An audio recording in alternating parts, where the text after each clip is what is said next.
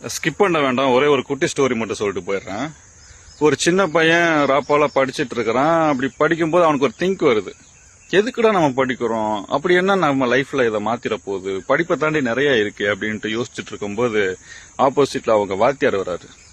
அவர் வாத்தியார்ட்ட போயிட்டு, எதுக்கு சார் படிப்பு, படிச்சு என்ன சார் பண்ண போறோம் அப்படின்னு கேட்கும்போது, அப்படி என்ன கல்வியில என்ன இருக்கு அப்படின்னு கேக்குறான். அதுக்கு வாத்தியார் சொல்றாரு, நானும் உன்ன மாதிரி தான் யோசிச்சுட்டு இருந்தேன். உன்னோட வயசுல எங்க அப்பா இருக்கார் இல்லையா, அவர் ரோட்டோரத்துல பாலிஷ் போடுறவரு, ஷூ பாலிஷ் போடுறவரு.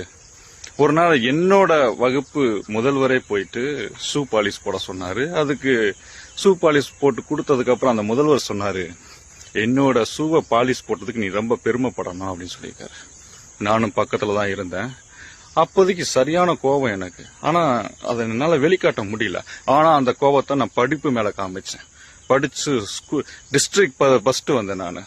அப்போதைக்கு திரும்பவும் எங்க அப்பா கிட்ட போய் அந்த முதல்வர் சொன்னாரு, உங்க பையனாலதான் எங்க ஸ்கூல் பெருமைப்படுது அப்படின்னு சொன்னாரு. அப்போ ஒரு விஷயத்த யோசிச்சேன், படிப்பால நம்ம மட்டும் இல்ல, நம்ம கூட இருக்கிறவங்களோட மதிப்பும் கௌரவமும் கூடுது அப்படின்ட்டு.